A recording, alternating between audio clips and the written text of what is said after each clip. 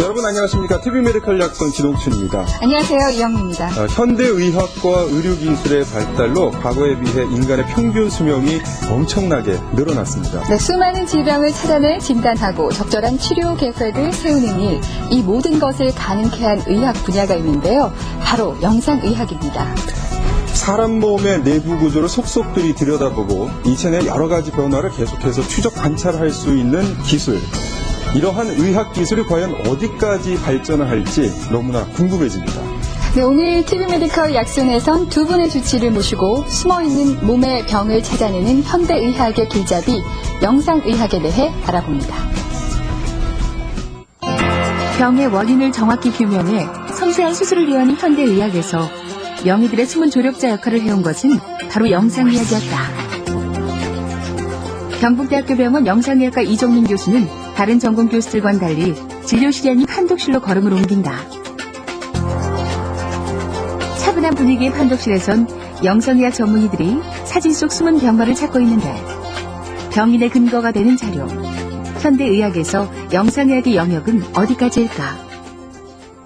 영상의학에서 정말 손쉽게 정확히 진단할 수 있는 병들은 사람의 몸의 형태적 변화를 유발하는 병들입니다. 예를 들어 암이라든가 아니면은 뇌가 위축된다거나 국소적으로 뇌에 뭐 어떤 경색이 온다거나 이런 형태적 조직학 형태적 변화를 일으키는 그런 병들이죠. 그래서 MRI를 측면에서 본다면 두뇌를 보는데 굉장히 유리한 장비이기 때문에 두뇌 안에 생긴 뇌경색, 그 다음에 뇌종양, 그 다음에 회백질 질환 이런 것들을 보는데 굉장히 도움이 됩니다. 그리고 제가 하는 심장 혈관 쪽을 본다면 CT가 아주 고해상도의 영상을 가지고 있기 때문에 심장 혈관이 좁아져 있다, 뭐 넓어져 있다, 아니면 혈관벽에 동맥경화반이 많다 적다 이런 것들을 보는데 유리한 면이 있죠.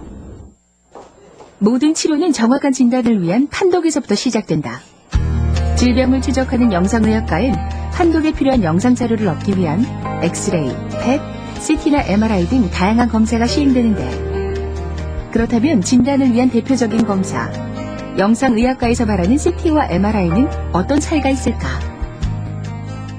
CT는 엑스레이를 만드는 장치와 엑스레이를 감지하는 장치가 환자 몸을 중심으로 360도 회전하는 장비입니다. 그래서 한 바퀴 돌면 환자의 단면 영상이 얻어지는 거죠. 보통 엑스레이는 환자가 서 있으면 엑스레이를 쏘고 뒤에서 사진 검판이 엑스레이를 받아서 우리가 알고 있는 엑스레이 사진이 나오는데 이건 그거하고 수직적인 영상을 얻게 됩니다. 그래서 단층 촬영을 해서 훨씬 정확한 정보를 얻을 수 있다 하는 장점이 있지만 여전히 엑스레이를 사용을 하고 있습니다. 그렇지만 MRI는 아주 강력한 자장을 인공적으로 만들어서 거기다가 사람 몸을 집어넣습니다. 그러면 몸 안에 있는 수소 원자들이 그 자장에 따라 배열을 하게 되고 그 배열을 외부에서 어떤 에너지파로 흐트리고 나면 다시 그 배열로 되돌아오려고 하겠죠.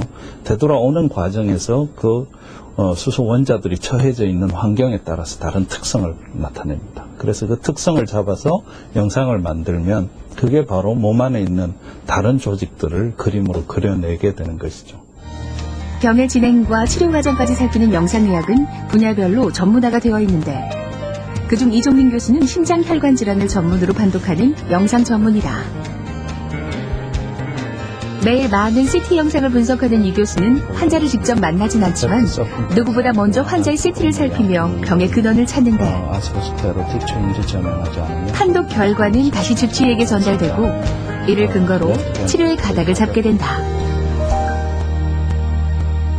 지금 영상의학과에서 얻어지는 영상 자료들은 가장 객관적인 증거들을 포함하고 있습니다. 그래서 그런 증거, 그러니까 단서죠. 이런 단서들을 모아서 이 환자가 고통받고 있는 원인이 뭔지, 그게 바로 병이죠.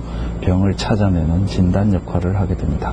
이 환자 같은 경우에는 스텐트를 놓고 난 뒤에 환자가 불편한데 그 불편함의 원인이 스텐트가 잘못된 것인지 아니면 다른 이유인지를 찾기 위해서 검사를 한 것이고 저희 검사상은 스텐트는 괜찮지만 기존의 다른 질환 때문에 아직도 불편을 겪고 있다 하는 것을 규명해낼 수 있는 그런 작업을 한 것으로 생각하시면 됩니다. 한편 이종민 교수는 혈관 초음파 검사를 진행 중인데 혈관 초음파의 경우 다른 영상의학과 핵심 장비인 CT, MRI와는 달리 정지된 영상이 아닌 혈관의 혈류의 속도를 알 수 있다. 신체의 혈류 변화는 이처럼 초음파 장비를 통해 영상을 얻고 있다. 혈관 초음파의 기본은 혈류를 보는 것입니다. 혈관의 형태는 다른 검사 방법으로도 볼 수가 있지만 혈류 자체는 초음파만이 보여줄 수 있는 아주 유용한 정보이기 때문입니다. 그래서 혈류 속도, 그 다음에 혈류 속도의 변화, 우리 몸에 피는 박동성이니까 이 박동성의 형태 이런 것들을 파악해서 혈류가 원활히 흐르고 있는지 아니면 혈류가 저항을 받아서 힘들게 흐르고 있는지 아니면 막힌 다음에 흐르는 약해진 혈류인지 이런 것들을 분석하게 돼서 혈류 장애를 진단하는 그런 목적으로 검사를 하게 됩니다. 인체 내부를 들여다본다는 것은 의학의 오랜 수관. 1895년 엑스레이의 발견은 그렇게 영상의학의 시작을 알렸다. 살아있는 환자의 몸속을 사진으로 촬영을 할 수 있다는 것으로 수많은 질병이 규명됐고 수많은 환자를 살렸다. 지금도 끊임없이 발전하고 있는 첨단 영상 장비. 그렇다면 과거 이런 의료 장비가 없던 시절엔 어떻게 병을 진단했을까? 예, 저도 그 시절 의사가 아니어서 정확히 어떻게 이런 기기가 없을 때는 혈류 속도를 기반으로 진료를 했을지는 구전되는 얘기로만 들어서 알고 있습니다. 그래서 초음파가 실용화되기 전에는 맥박을 짚어본다거나 혈압을 측정해본다거나 아니면 목 동맥에다가 바늘을 찔러서 거기다가 조영지를 주입하면서 엑스레이를 찍어서 얼마나 빨리 가는지를 본다거나 그런 상당히 위험한 방법들을 많이 써서 그것도 정확하지 못한 혈류를 겨우 조금 알 수밖에 없었습니다. 그래서 그 당시 환자 진료가 얼마나 어려웠을까 하는 것은 알 수 있는 사항이죠. 숨어있는 병의 원인과 객관적 증거를 분석하고 환자를 위한 최적의 치료 방향을 제시하는 영상의학. 진단부터 중재적 시술까지 현대의학에서의 영상의학의 향도는 지금도 계속되고 있다.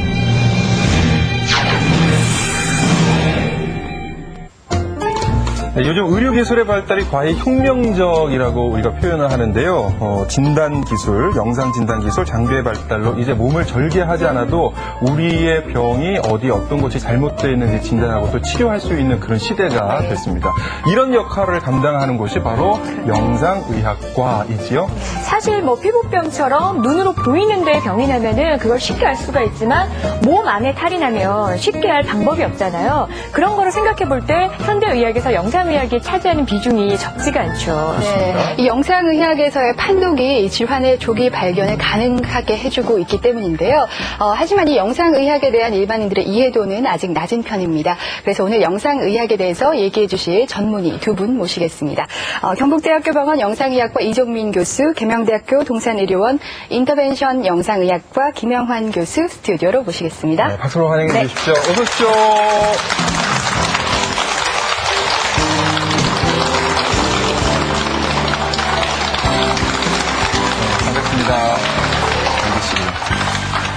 네, 저희 쪽에 앉으신 분이 경북대학교 이종민 교수님, 네. 그리고 옆에 앉으신 분이 계명대학교 김영환 교수님이십니다.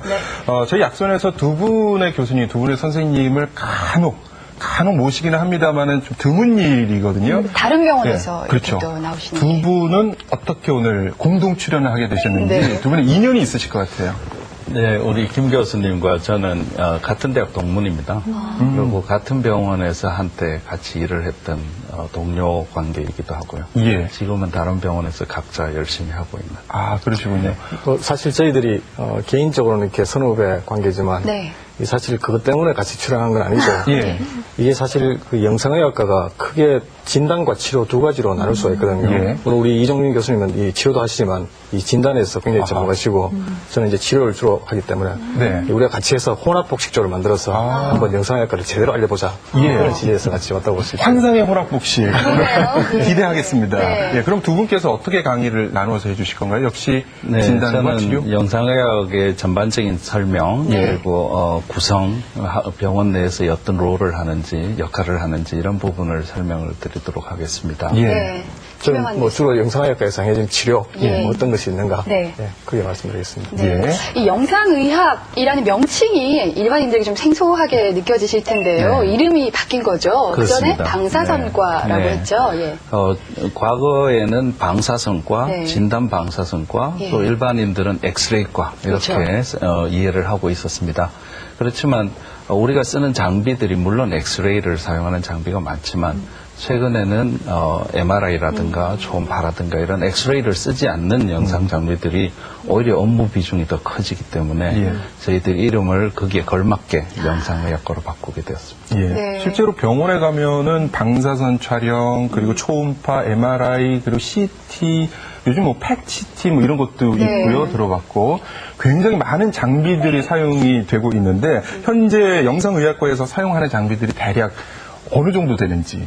뭐 벌써 다 말씀하셨는데 이것밖에 없어요. 예, 기본적으로 엑스레이가 예. 있고요. 그리고 네. 이제 투시 예. 그리고 이제 좀 더 이제 진화해서 이제 초음파 아하. 그리고 CT, 예. 뭐 MR 이런 것들이 다 영상의학과 장비에 속하죠. 예. 그러면 예전에는 이런 장비들이 있기 전에는 우리의 몸을 어떻게 좀 진단하고 병이 있는지 알아냈는지. 사실 예전에 이 장비가 없을 때는 주로 이 청진기를 예. 통하거나 아니면 의사의 손을 통한 촉진 뭐 그렇게 진단을 하고 이 피검사, 소변검사 이렇게 이제 참고를 해서 진단했는데 굉장히 간접적으로 진단을 하게 되죠. 그래서 이 진단에서 주관적인 측면이 많았기 때문에 오진이 많았고 예. 그것 때문에 환자가 사망하는 그런 일까지 발생을 했고요. 근데 요즘은 워낙 첨단 장비로 다 내부까지 다 보기 때문에 예. 이 과거에 비해서 오진율이 확실히 줄어들었죠. 그렇군요. 근데 뭐 참 신기한 게, 저 같은 경우에도 엑스레이를 한번 찍어보면은 흰색, 검은색, 뭐 이 두 개의 조합으로 밖에는 보이지 않거든요. 근데 그런 사진을 보시고도 몸의 이상 여부를 판단하신다는 게 참 신기해요. 다 그게 보이시나요? 예. 물론 다 보이진 않습니다. 그렇지만 그것을 합리적으로 판단하려고 분석하려고 훈련을 받는 것이고요. 엑스레이는 우리 몸을 투과한 우리 몸의 그림자를 그림으로 보여준다. 이렇게 생각을 하시면 돼요. 그렇지만 그림자를 보고 몸 안에 어떤 이상들을 이제 분석하는 것은 그 형태를 적절히 우리가 경험과 지식을 투영해서 보면 좀 더 잘 볼 수 있게 되는 것이죠. 예. 네. 그래서 이 영상의학으로 정확한 진단과 또 치료까지 가능하다는 얘기신데요. 김 교수님, 그렇다면 현재 영상의학으로 시술하고 있는 질환, 어떤 질환들이 있습니까? 굉장히 많습니다. 네. 그래서 뭐 그거 설명하려면 오늘 하루 종일 해도 예. 설명을 다 못하는데 이 대표적인 게 네. 혈관 시술입니다. 상당 부분의 이 혈관 질환이 중재 시술로 치료가 될 수가 있고 그 외에도 이 각종 암들, 대표적인 간암이죠. 예. 이 간암 같은 경우에는 이 혈관 중재 시술 통해서 치료가 잘 되고 있고요. 뭐 이외에도 뭐 이렇게 담도에 생기는 담도암, 그리고 자궁근종 뭐 이런 것들이 다 중재 시술로 치료가 될 수 있는 그런 병들입니다. 말씀하신 그 혈관 중재 네. 수술이라는 게 어떤 건가요? 혈관 알겠는데 중재한다는 게 어떤 건가요? 혈관. 그래서 제가 강의 시간 때 다시 한번 네. 상세하게 설명을 드릴 건데 중재 이게 의미가 어렵죠, 그죠? 근데 일반적으로 중재라는 이 사전적인 의미는 서로가 싸울 때 중간에 끼어들어서 예. 화해를 시키는 게 중재 않습니까? 예. 그래서 우리 중재도 뭐 의료 분쟁을 이렇게 뭐 화해시키는 그건 아니고 이 중재 시술이라고 하면 한마디로 말씀드리면 이 치료에 이렇게 약물을 위주로 하는 내과 치료가 있고 예. 메스를 사용해서 수술하는 외과 치료가 있는데 예. 그 중간 단계에 이제 시술이 중재 시술이라고 보시면 됩니다. 그래서 메스 없이 예. 그리고 전신 마취 없이 하는 그런 시술이 중재 시술이다 이렇게 말씀드릴 수 있습니다. 그러면 우리가 뭐 수술을 받아야 될 때는 항상 메스를 생각하게 되고 예, 조금 그렇죠. 약간 그 메스에 대한 공포가 있는데 예. 그런 것 없이도 이제 그렇죠. 시술이 가능하다는 예. 말씀이시죠? 그래서 이게 수술할 때 메스를 사용하는 이유가 메스로 이 피부를 절개해야지 네. 병변 있는 부위까지 볼 수가 있습니다. 예. 그런데 요즘은 워낙 첨단 장비가 좋으니까 우리가 보지 않고도 영상 장비를 이용해서 내부 구조를 다 확인을 하거든요. 예. 그러면 우리가 내부에 있는 질병을 바로 표적을 타겟을 해서 그곳에 관을 집어넣고 바늘을 찔러서 질병을 치료를 할 수 있는 거죠. 그 네. 모든 것이 이 첨단 영상 장비가 지금 발전했기 때문에 가능한 시술입니다. 네. 그래서 인터벤션 영상의학과라고 예, 그렇죠. 부르는군요. 예. 예. 자, 이렇게 현대의학에서는 의학 장비들이 의사의 진단이나 치료에도 큰 비중을 차지하게 되는데요. 자, 그럼 지금부터 영상의학의 정확한 개념과 치료 범위까지 경북대학교 병원 영상의학과 이종민 교수님, 계명대학교 동산의료원 인터벤션 영상의학과 김영환 교수님의 강의를 통해서 알아보도록 하겠습니다. 박수를 시작하겠습니다.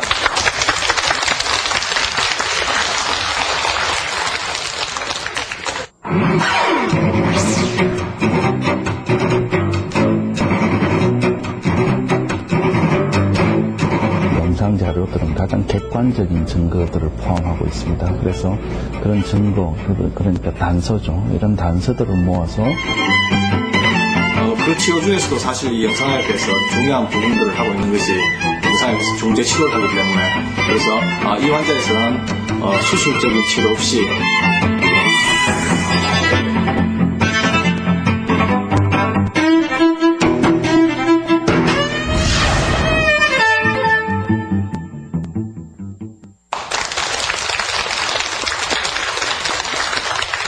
네, 영상의학에 대한 전반적인 설명을 드리도록 하겠습니다. 이 영상의학이란 의료용 영상 장비를 이용해서 인체 내부를 관찰하고 분석하는 그런 학문 분야가 되겠습니다. 그래서 병원의 영상의학과는 영상의학 전문의, 교수, 임상교수, 전임의 등의 전문의들과 그다음에 영상의학 전공이 1년차부터 4년차 정도로 이루어져 있습니다. 그리고 방사선사, 그리고 간호사. 방사선사는 영상 검사를 시행하는 사람들이고 일반인들이 내원했을 때 만나게 되는 분들이고요. 간호사는 아시다시피 여러분 팔에 주사 바늘을 꽂는 그런 분들이죠. 그 다음에 우리 영상의학과를 유지하는 행정 직원들이 있습니다. 그 외에도 의과대학 학생들이 와서 실습을 하기도 하고요. 그 다음 다른 기관에서 파견 근무한 사람, 이런 분 같으면 외국에서 오신 분도 계시죠. 이렇게 해서 구성이 되게 되고요. 저희들 경북대학교 의료원 영상의학과 같은 경우에는 이런 직원들이 총 137명이 일을 하고 있습니다. 생각보다 굉장히 많은 수가 환자들이, 내원객들이 보실 수 없는 곳에 일을 하고 있습니다. 병원의 일반 진료 과정을 간단하게 살펴보시면요. 먼저 접수를 하시게 되죠. 이런 데 와서 접수를 하고 그다음 외래에 가서 진료를 합니다. 임상 의사 선생님을 만나 뵙게 되고 진료를 받고요. 필요하면 혈액 검사합니다. 대부분 이 과정을 굉장히 무서워하죠. 다음 영상검사를 받게 됩니다. 영상검사는 아주 다양한 영상검사가 있습니다. 그래서 목적에 맞게 여러 가지 영상검사들을 받게 되고요. 이렇게 흉부 촬영을 하기도 하고 이상한 특수장비 속에 들어가서 검사를 하기도 합니다. 그러고 난 뒤에 귀가를 하시게 되고 또 다시 외래 재방문을 해서 검사 결과를 보시게 되죠. 이게 일반적인 진료 과정입니다. 그런데 여러분들이 귀가하시고 난 뒤에 이 영상 검사 자료는 이 팩스라고 불리는 영상 저장 서버에 저장이 되게 됩니다. 그러면 저장된 영상들을 영상의학과에 있는 영상 판독실에서 불러내서 영상의학과 의사들이 분석을 하고 진단을 하고 또 변화를 관찰하는 이런 일들을 하게 됩니다. 영상의학과의 역할을 보시면 첫 번째 역할은 의료 영상 정보를 이용을 해서 환자의 질병을 진단하고 진료를 가이드하고 치료 효과를 판정하고 치료 후 추적 관찰을 하는 업무를 시행을 하게 됩니다. 그 외에도 영상 장비를 이용해서 비침습적, 그러니까 아까 김 교수님께서 말씀하셨듯이 메스로 절개하지 않고 최소의 신체적 손상만을 주고 수술적 치료를 효과를 내는 그런 중재적 시술을 시행을 하게 됩니다. 이 두 가지가 큰 영상의학과 업무라고 볼 수 있습니다. 먼저 진단을 위해서 사용하는 영상의학과 검사들 중에 초음파 검사라는 게 있죠. 여성분들은 좀 더 익숙한 검사가 되겠습니다. 여기 이분이 손에 들고 계시는 것이 탐촉자라는 기계인데요. 여기서 초음파를 발사해서 몸 안에서 반사되어 오는 초음파를 가지고 몸 안의 영상을 만들어내는 이런 것이 바로 초음파 검사가 되겠습니다. 초음파 검사를 하시게 되면 이런 근골격계 초음파 검사라는 걸 하게 되면 가장 해상도가 높은 영상을 얻을 수 있는데요. 보시면 여기가 피부층, 피하지방층, 근육층, 그리고 여기에 뼈가 보이게 됩니다. 이런 아주 세밀한 구성물들을 분석을 할 수가 있고요. 경동맥 초음파 같으면 동맥이 이렇게 관찰이 되고 또 동맥 내부를 흘러가는 혈류가 색깔로서 표현이 되고요. 또 색깔뿐만이 아니라 이런 혈류를 시간과 속도 곡선으로 이렇게 그래프를 그려가지고 이 다양한 혈류 형태들을 정량적으로 숫자로서 분석을 할 수 있고 좀 더 정확한 진단을 하는 데 도움을 줍니다. 두 번째 장비로 자기 공명 영상, 이것은 바로 MRI라고 알려져 있는 장비죠. 큰 자장 속에 사람을 넣으면 사람 몸 안에 있는 수소 원자가 일정 배열을 이루게 됩니다. 그 배열을 흐트렸다가 다시 재배열시키는 과정에서 인체 내부에 그림을 그려내게 되는, 그게 바로 MRI라는 장비죠. 그래서 뇌를 보시면 뇌 조직이 아주 두부같이 연한 조직이지만 MRI에서는 이렇게 정확하게 구분이 돼서 관찰이 되고요. 또 관절 조직을 보시면 관절 연골이나 또 반월상 연골, 이 무릎이죠. 이런 연골들을 잘 관찰할 수 있고요. 그 외에도 복부를 찍으면 간이라든가 콩팥이라든가 쓸개 이런 것들이 잘 관찰이 되게 됩니다. 저는 심장혈관을 주로 전공을 하고 있기 때문에 MRI를 심장 검사에 사용을 합니다. 그렇게 보시면 심장이 잘 뛰고 있는지를 눈으로 봐도 쉽게 알 수가 있고요. 그 다음에 이 심근경색 환자 같은 경우에는 심근에 피가 잘 가지 않는 이런 모양을 쉽게 볼 수가 있고요. 또 관상동맥을 관찰할 수도 있고요. 심근경색 환자에서 경색 부위가 얼마나 침범됐는지 이런 것들을 MRI로 정확히 분석을 할 수가 있습니다. 그 다음 장비는 CT, 전산화 단층 촬영입니다. CT는 엑스레이를 사용하는 장비다 하는 것을 알아야겠습니다. 엑스레이가 환자 주위를 돌면서 영상을 얻으면서 단면 영상을 만들어내는 것이 CT죠. 그래서 폐를 본다거나 복부를 본다거나 이런 역할을 할 수가 있고요. 역시 심장에도 CT를 활용을 할 수가 있습니다. 그래서 심장 영상을 얻은 다음에 이런 영상을 후처리하게 되면 3차원적인 재구성 영상을 알 수가 있습니다.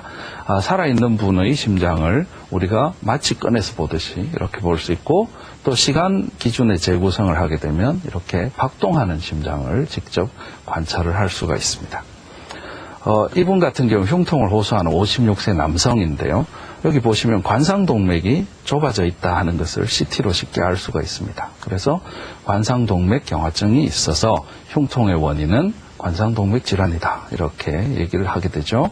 그러면 순환기내과, 심장내과에서 관상동맥 혈관 조영술을 해서 거기다가 이런 스텐트를 이용한 혈관 성형술을 하게 됩니다. 스텐트를 넣고 난 뒤에 이 스텐트가 정말 역할을 잘 하고 있는지를 아는 몫은 또 CT의 몫이 되겠습니다. 여기 스텐트가 들어있고요. 스텐트 안에 피가 잘 흘러가는, 스텐트가 좁아지지 않은 이런 형태를 볼 수 있어서 이분은 걱정 마시고 편안하게 사셔도 됩니다, 이렇게 말씀을 드릴 수가 있죠. 그 다음 검사는 엑스레이 촬영, 단순 촬영과 투시 촬영이 있습니다. 단순 촬영은 가장 고전적인 엑스레이 검사죠. 엑스레이를 쏘고 그 다음에 검출기가 영상을 검출하는 이런 형태입니다. 투시 촬영은 실시간으로 엑스레이를 보면서 그 밑에서 어떤 일을 하는 것이죠. 단순 촬영 영상을 보시면 그림자로 보입니다. 심장이 보이고 폐가 보이고 이런 그림자를 보고 그림자 이상이 있다 없다 이런 걸 가지고 우리가 분석을 하게 되죠. 2C 엑스레이 촬영은 지금 보시듯이 실시간으로 영상을 관찰을 할 수가 있습니다. 그래서 이 경우에는 대동맥류 안으로 관을 넣고 거기서 조영제라는 특수 약물을 주입을 하게 됩니다. 그러면 조영제가 흘러가는 모습을 2C 촬영에서 실시간으로 관찰을 할 수가 있죠. 그뿐만 아니라 실시간으로 이 안에서 어떤 일들이 일어나는지를 알 수 있으니까 이런 스텐트 같은 인조혈관 스텐트 같은 걸 넣어서 관상동맥류를 직접 치료하는 이런 역할을 하는데 사용이 되기도 합니다. 그래서 결론적으로 영상의학과라는 것은 내원객에 노출되지 않은 병원 내의 기반 두뇌 조직이다, 이렇게 말씀을 드릴 수 있습니다. 인프라스트럭처다, 이렇게 말씀을 드리는 것이죠. 그래서 그 역할은 질병의 진단, 치료의 가이드, 그리고 치료 효과를 판정하고 또 환자를 추적 검사해서 병이 재발하는지를 분석하게 되고요. 또 다른 큰 파트는 중재적 시술을 통해서 치료를 하게 되는 것이죠. 그래서 이 영상의학과라는 것은 최근 전 세계적으로 이슈가 되고 있는 근거 위주의 의학, 그러니까 어떤 의료 행위를 하든지 간에 아주 합리적인 근거를 가지고 하자 하는 근거 위주의 의학을 실천하는 바로 그 과가 되겠습니다. 그래서 과학과 공학이 발전하면 이 발전된 업적들이 의학에 접목되는 창구의 역할을 한다. 이렇게 생각을 하시면 되고요. 이런 의학의 발전을 도모해서 결국은 의료 서비스를 향상시키고 전 국민 보건에 도움을 주는 그런 역할을 하겠습니다. 예, 이상입니다. 감사합니다.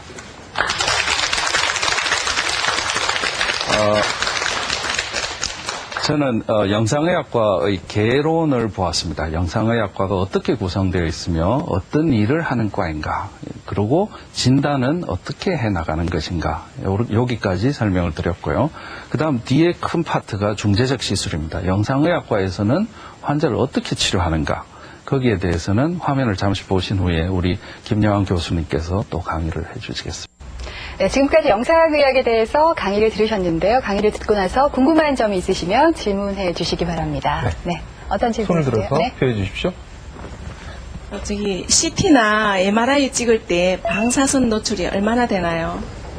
네, 아주 좋은 질문이십니다. 네. 일반인들께서는 반드시 알고 있어야 되고 또 궁금한 부분이라고 생각을 합니다. 말씀드렸듯이 MRI는 엑스레이를 사용하지 않습니다. 그래서 MRI는 방사선 노출이 없습니다. 네. 그렇지만 CT는 엑스레이를 사용하기 때문에 방사선 노출을 우리가 알고 있어야 된다 하는 것입니다. 그런데 검사 부위나 검사 방법에 따라서 그 방사선 정도는 다 달라지게 되는데요. CT를 찍을 때 방사선 노출의 단위는 미리시버트란 단위를 씁니다. 근데 CT를 찍을 때는 1mSv 이하에서부터 심하게는 10mSv, 15mSv까지 노출이 되기도 합니다. 근데 지금 일반인이 1년간 허용 피폭 노출 설량이라는 것은 1mSv입니다. 그래서 물론 일반인이 아니라 아픈 환자일 경우에는 그 해당되지 않는 얘기입니다. 건강검진에 해당되는 얘기고요. 예. 그렇지만 일반인의 허용 설량이 1mSv다 하는 것은 알고 있어야 되고요. 네. 불필요한 CT 검사를 통해서 불필요한 노출은 할 이유가 없겠죠. 네.